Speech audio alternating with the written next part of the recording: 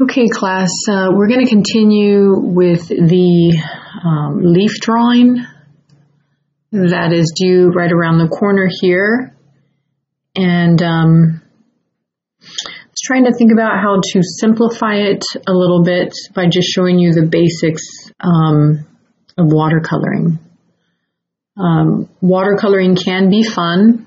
I have heard some students that tell me that they're a little intimidated with watercoloring just because pretty much with watercolor you have to be, I think, spontaneous. And, typically, just like any other paint, once you put the color down, it's going to leave a stain. But the cool thing about watercolor is that it actually is transparent. So that means that, and I'm trying to get the watercolors here, that, if you do mess up, you can always paint over it. So that's why I always recommend students to start with a lighter color and go from there. Because if you start kind of light, then you can build the colors. And of course, if you feel that, you messed up on any particular thing, that you can always put another color on top. And remember, worst comes to worst, if you have some white tempera paint at home, then you can always use that to, to kind of white out a little bit or even thicken up the paint. So I know that we're down to the wire here, so I am going to go ahead and say that as long as you draw one leaf, then and at this point it would be extra credit to do the leaf drawing, but since some of you have already started it, I'm going to go ahead and, of course, show you how to complete it.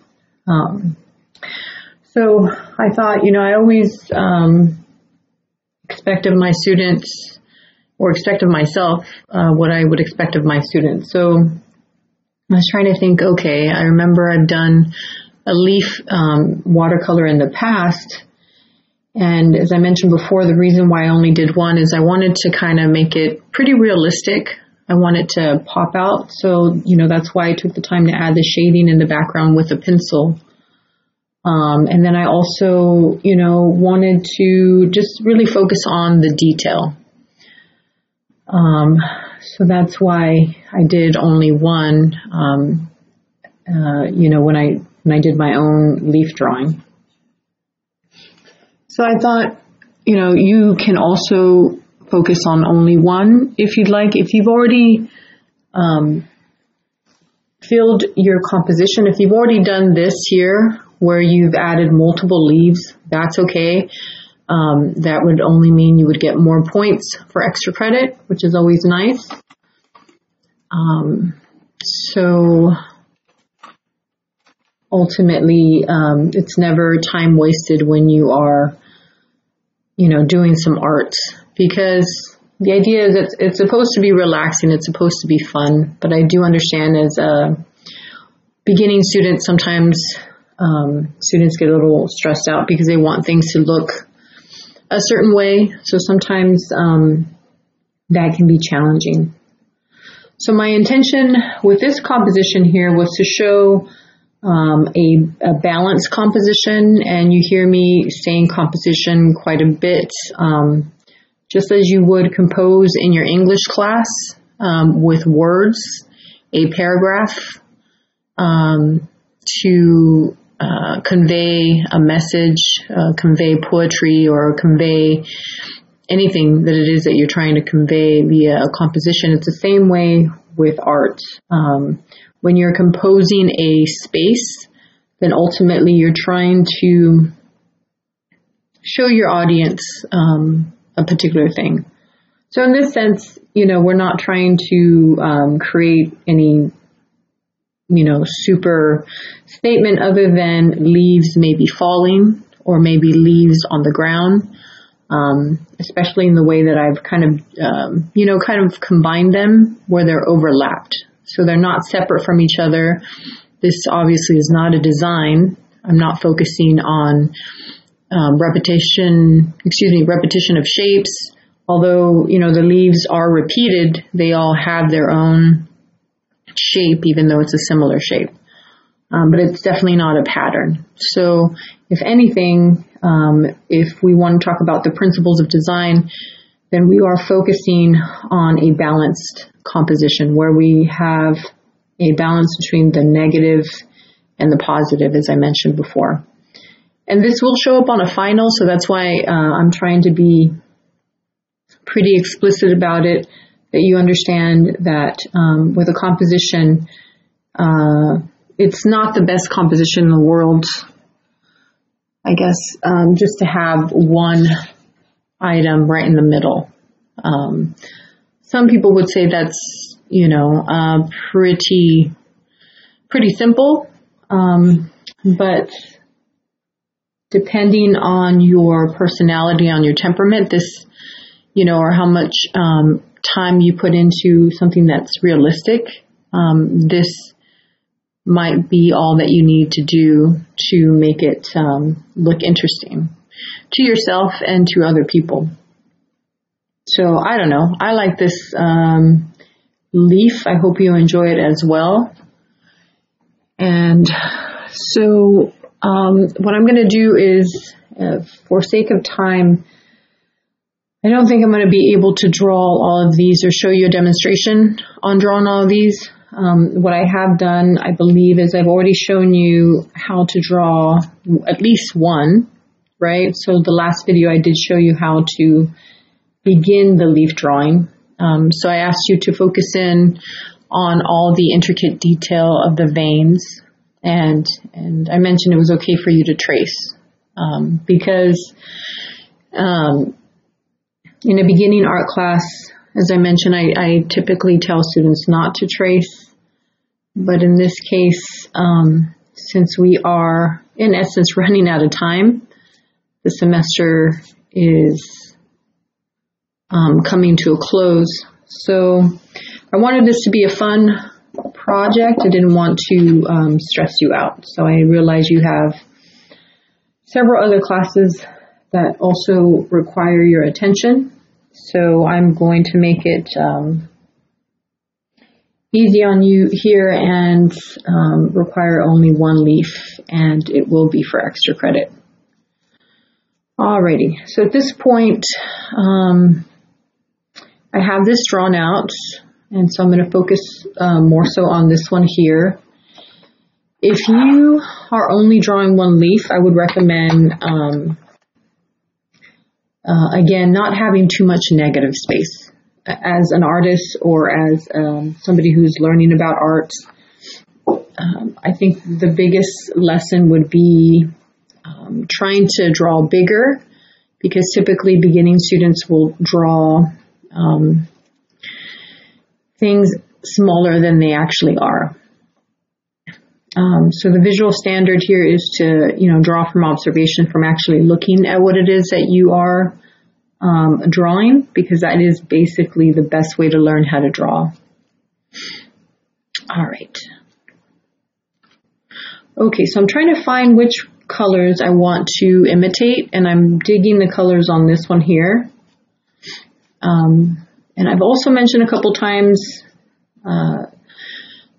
they call it poetic license or artistic license. So if you want to change up the colors on your leaf, then that's completely fine. Just keep in mind, we've talked about analogous and complementary colors. So typically with a leaf, we see, for example, this one, I would say has a lot more analogous colors. So yellow, yellow-orange, orange all have yellow in them. And then, of course, for contrast, there is some brown. And then the outlining with the Sharpie. So we're going to start with the outlining of the Sharpie and then have fun with some color. So you can change it up if you want to do some I don't know, purples and I've also seen purples and reds and browns. There's of course other colors that can be used. I don't know about neon green. Actually, green might work pretty well, but neon green might be a little hard on the eye. So you have to consider your viewer, right? We want to make it believable. We don't want it to be a leaf that's gone through radiation or something, although that might be interesting as well. Okay, before we start painting, I should note that this is what paper is this? I think I just grabbed a paper from the classroom.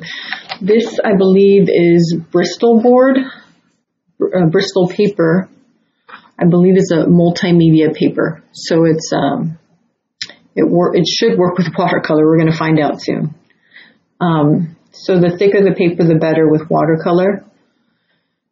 And if you only have printer paper, then just limit your use of water. So I have my water here, ready to go. I don't know if you can see all this. I have a palette paper here where I'm going to mix the colors. If you don't have a palette paper, again, no worries. You can use just a plate. Will work for mixing watercolor. Okay, so let's see how long it takes for me to outline this here. It shouldn't take too long. And then we'll start the watercoloring. So let's see. Let me make sure this Sharpie works. Yep, it looks like it works.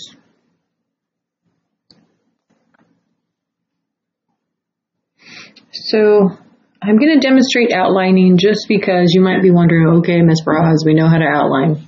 Of course.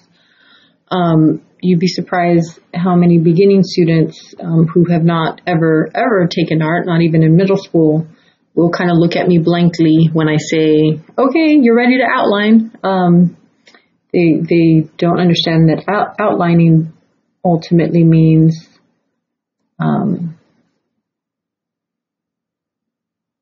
taking what you've drawn and then remarking it with a pen. And we're using a Sharpie in this case because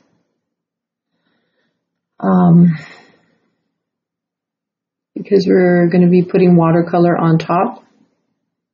So I'm going to go ahead and put this one on top since it's going to be the only one I'm going to focus in on the moment.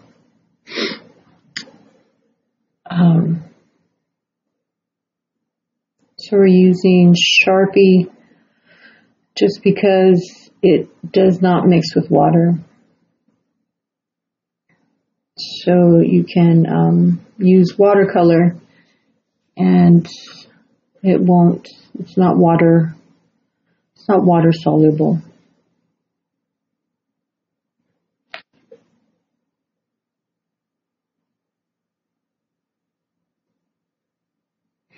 Oh, this is actually relaxing. Obviously, the challenging part is trying to get the leaf to look like a leaf, and then, of course, all the little veins and so on and so forth. That's the part that takes considerable amount of time.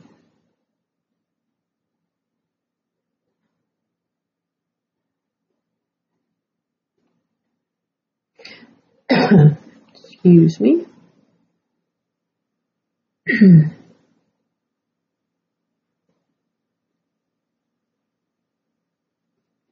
It's always nice to have some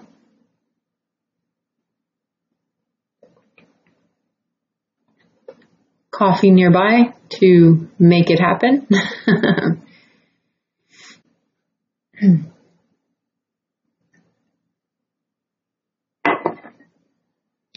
Although coffee is not a good idea for teenagers or anybody who is under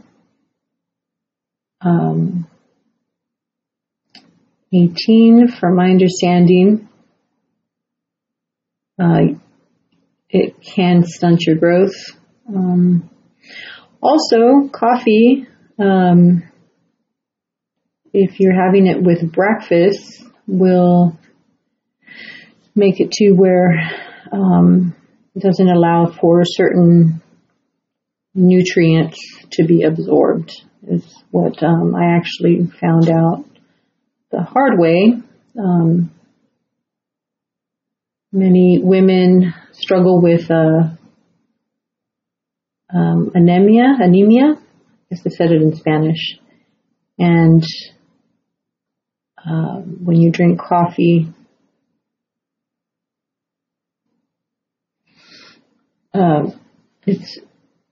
your body does not absorb the iron in the food, so you have to be careful not to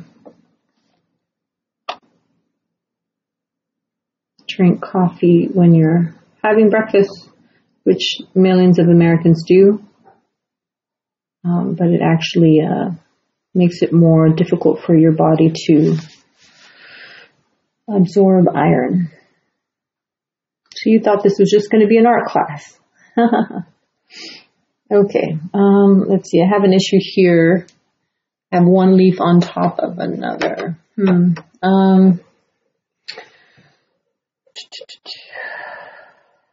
I think I'm going to go ahead and just paint over that.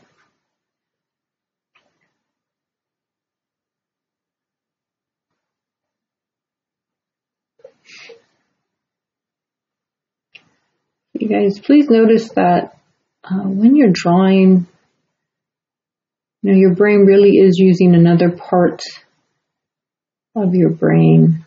So you're really, in essence, developing a part of your brain that maybe you don't necessarily use that often unless you draw often or you write poetry often, but it is your expressive side.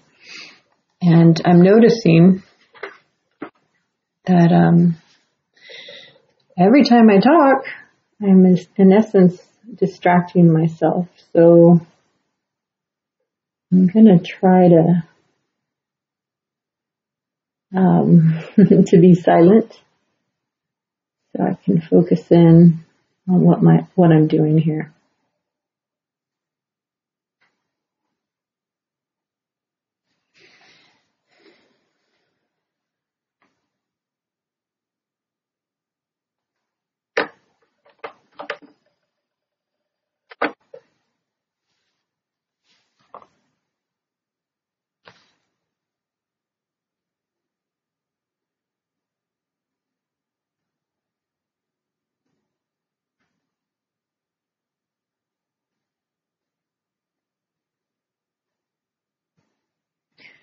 Which I have noticed, now I understand why Bob Ross is, almost sounds like he's whispering at times.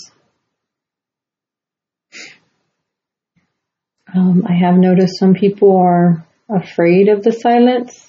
I know quite a few people who feel the need to continually talk about any particular subject. And although that's interesting when you are at a celebration, but in a classroom setting, sometimes it can be very distracting.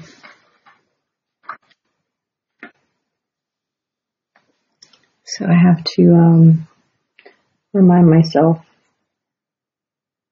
be quiet. Okay, so I think I'm done outlining here. So I guess the next step will be adding some color, and that is really the fun parts. And if you don't have a Sharpie at home, let me know. We have some Sharpies at school that you can check out. Let's see. So I'm going to erase the pencil markings.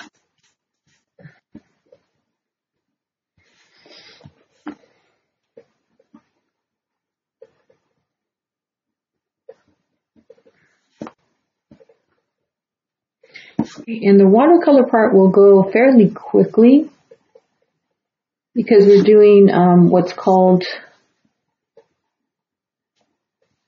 I believe it's called a wet on wet, meaning we're not gonna let the watercolor dry before we add another layer. Sometimes another style is to put the watercolor down, let it dry, and then add another one so that you have maybe a darker color and lighter color above. But in this case, we're just going to have fun and, put multiple colors and kind of try to blend them. Okay, let's see.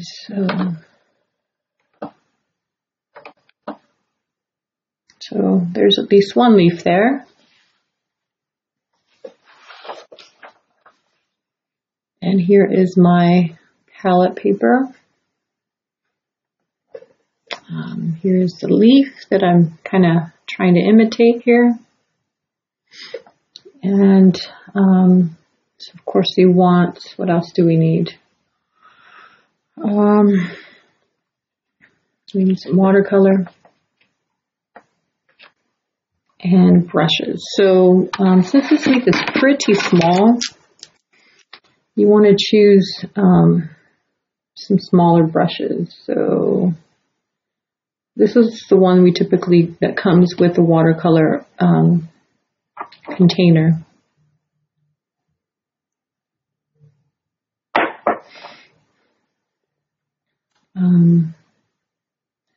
But I think I'm going to try to use something a little bit smaller since this leaf is pretty small. So I'm going to use a square brush here. And I think I'm going to use maybe this one for the stem. So it's always good to have maybe a collection of brushes. The more the better, right? The more the merrier. If you want to do this with color pencils, you can do with color pencils too. In fact, if you wanted to maybe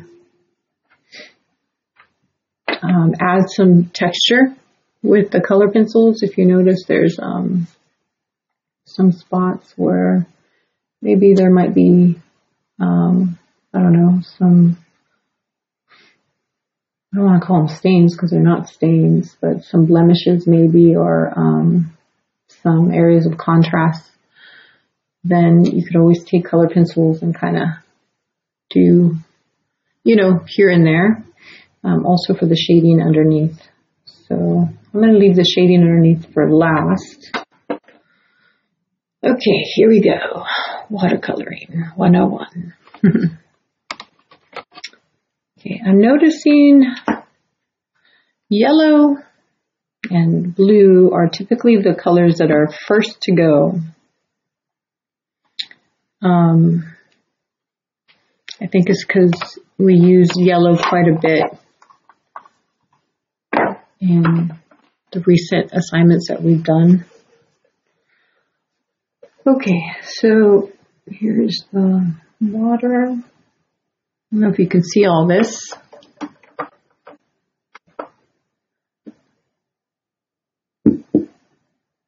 And also, of course, you want to keep maybe a little napkin around just in case you mess up. You can always wipe it down a little bit. Okay, I notice typically with art, the toughest part is just getting started. And having your space organized, but once you have that, then you're good to go. All right, and last minute change here. I think I will get a rounded brush because there are some areas where I just want to go kind of more in a roundabout way. Okay, so what colors do I want to do? We talked about yellow, orange, and brown. So that's a pretty safe route. We could also do, violet or purple, red and blue. So it gets a little bit more eccentric. So let's see. Okay, maybe I do want to change it up a little bit. Maybe I will go with purple, red, and what other colors have I seen? Purple, red, and brown. So let's give that a try. All of those colors are pretty dark. So I would say the lightest of those three would have to be the purple. So let's give that a try first.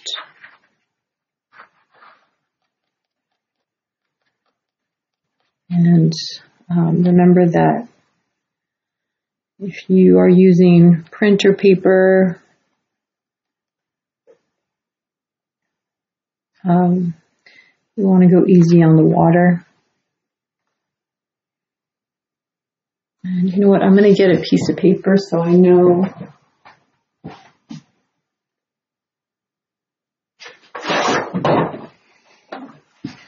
what this looks like before I put it on the paper. So I'm going to test it out here. So this is kind of a very purple. So if I wanted to make a red purple, of course I'd have to add red to that. So I do a little. So I'm going to ask you to keep the colors separate. That's the other thing about watercolor is if you want to be spontaneous, you have to have the color ready to go. So you have to have a little puddle of it, just waiting for you to use it. And then maybe mix the two in another puddle so that way, it doesn't get too dark on you. So notice here it's a pretty dark, well, no, it's more of a burgundy now. Okay, so that was kind of more what I was going for. Okay, and then of course we're going to need some brown, but I think I'll leave the brown for last. Maybe some yellow too would be nice. In fact, when I look at this one here, kind of has, well, it's more purple, orange, and yellow. So, notice my water color, or my water is starting to look kind of purplish. So if I mix with yellow and purple, might get a little bit muted. So I think I'm going to stick with the purple, red, and brown. Okay, so once you've decided your colors, then you're ready to color. Although you should be spontaneous with watercolor, you still have to keep in mind that certain colors when mixed, so complementary colors when mixed, will turn into a muted color. So you'll end up with grays. You might end up with brown, which is not a big deal with a leaf, but you definitely don't want gray on your leaf. Okay, so here we go. This is the fun part. This is where we get to combine the color. So I have some purple here. And what I do is I try to apply it kind of in a roundabout way. Also kind of in a way that, will look natural. Since I'm using thicker paper, I can be a little bit more freer with my use of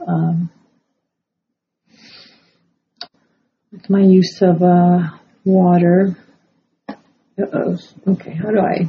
I'm trying to show you what I'm doing, but it's also kind of limiting the way I can put things down here. So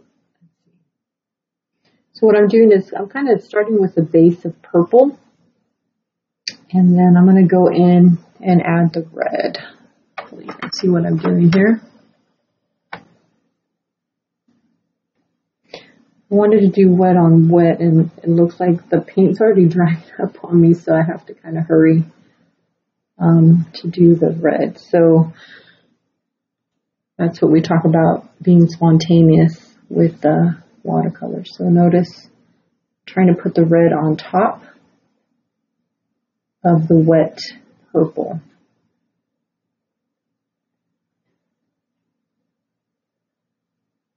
So that it combines.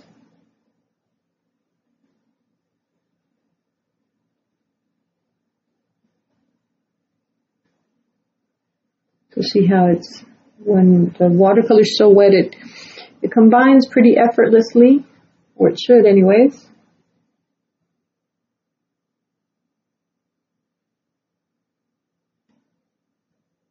But you have to kind of hustle with the watercolor before it dries.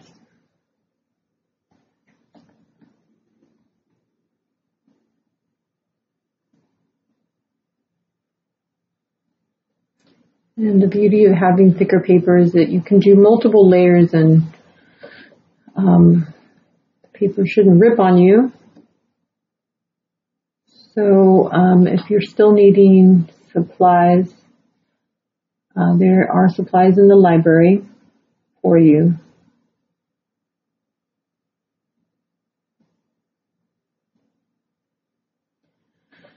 Library is open this week, Wednesday and Thursday from 1 to 4.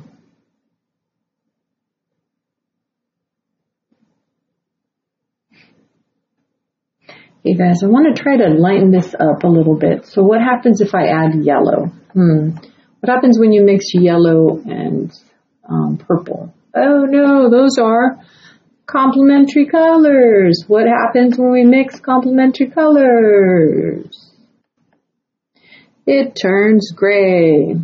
So, okay, what happens when I put red and yellow together? Turns into orange. So orange is okay. Okay, so on the areas where there is red, I need to lighten this up because it's looking a little dark. I'm going to see what happens when I add some yellow. So there's very little yellow left here, but I'm going to try and use what I got. If you're low on yellow, I'm going to try to buy replacement colors. Just unfortunately a lot of that's kind of a dirty yellow. A lot of our art materials are, not surprisingly, made in China. So with the whole COVID situation, there was quite a bit of back orders with art materials, and watercolor was one of them. So items were taking a really long time to come in. Okay, the yellow is a little bit muted. I think there's probably some green or something going on there, but I'm really digging this effect here where the yellow is mixing with the red and kind of creating kind of a brownish I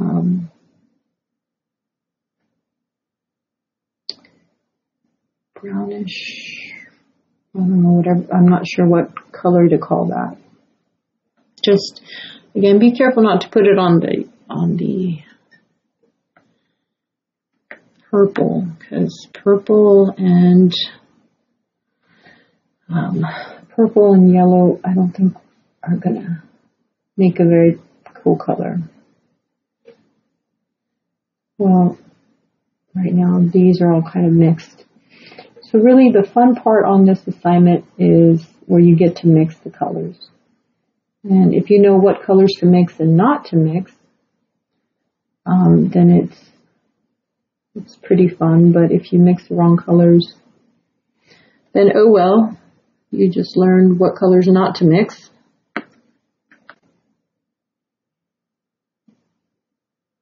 So you don't want your leaf to get too dark. You want to keep it nice and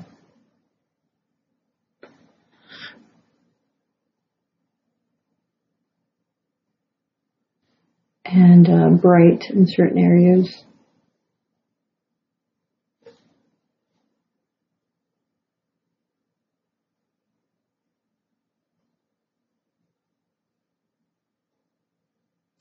And of course, if you're only doing one leaf, then you can take this time on this. I'm tempted to do a green on this side, but I think I better stick to brown because green and purple, I'm not sure what color that creates.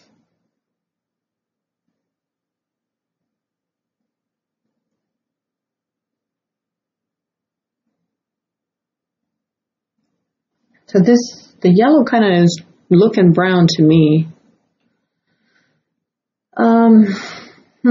Yeah, I think I better stick to, yeah, let's do it. Let's see what happens when you mix purple. Oh yeah, you get this ugly, I don't know what this is. This is like green blah. So we're going to stick to brown because the stem is going to be brown. However, if you still want to lighten up some areas, which I do, trying to lighten up this area here, it's okay to mix the red with the yellow. In fact, it's actually making kind of a brownish, as I mentioned.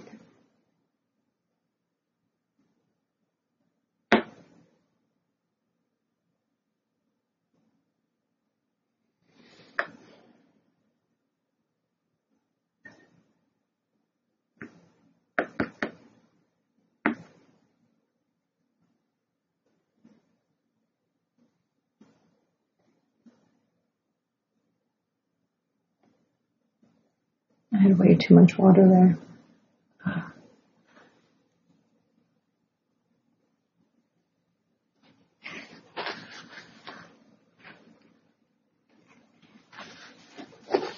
It's kind of an interesting effect.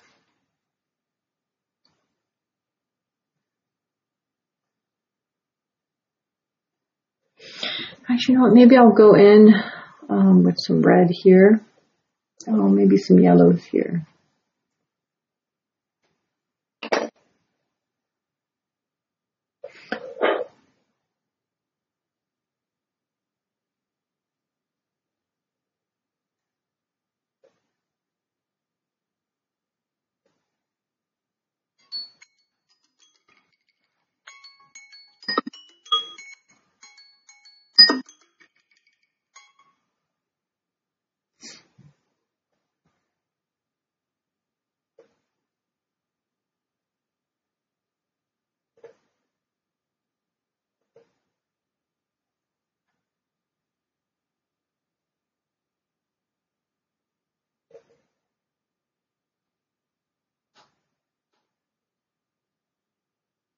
I was hoping that would turn into brown, but not exactly.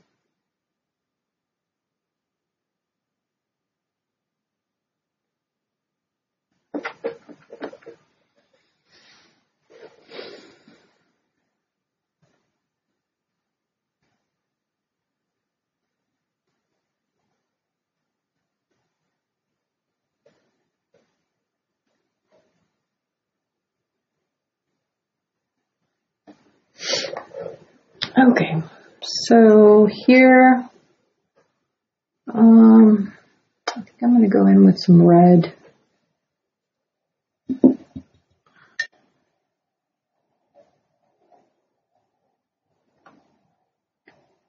It's funny, all the brushes that I chose at the beginning, I didn't end up using. I ended up using this round brush.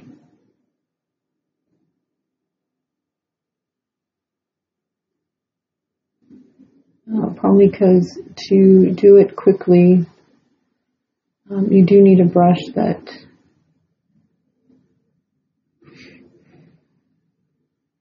probably, uses up a lot more room.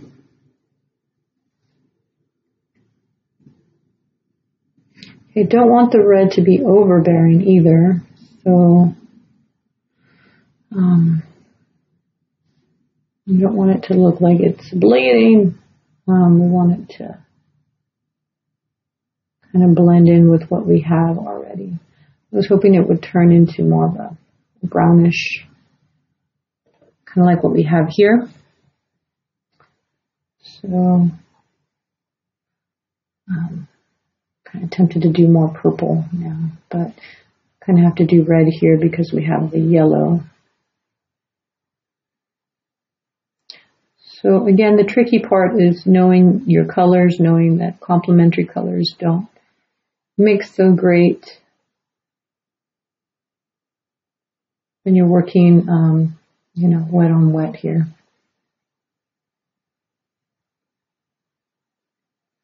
Yeah, I really wish I could put like a brighter color here. So I think I'm going to finish this with a little bit of yellow here since I put some red. Let's do that.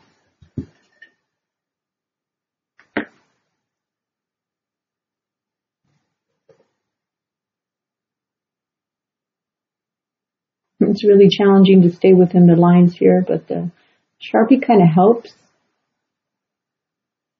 to get us to stay within the lines. And just as I say that, I go outside of the line, but no worries, because if you want to, you can color the background blue if you mess up on the outside. And then we'll be adding, once this is dry, a little bit of, shading to create the edges. So when this is dry, we can go in and add the cast shadow here. So that kind of gives it an oomph, or a kind of more of a 3D effect. Alrighty, folks. What do you think? I kind of did something different. Instead of doing the red, orange, and brown, I did the violet, red, and yellow. So kind of changed it up a little bit, and kind of happy with the coloring. Just with the Elmo, it looks a little bit darker than it really is. But ultimately, I'm pretty happy with the colors. Okay, have fun, and make sure you get this turned in for credit, for extra credit at this point. Alrighty, moving on to the next.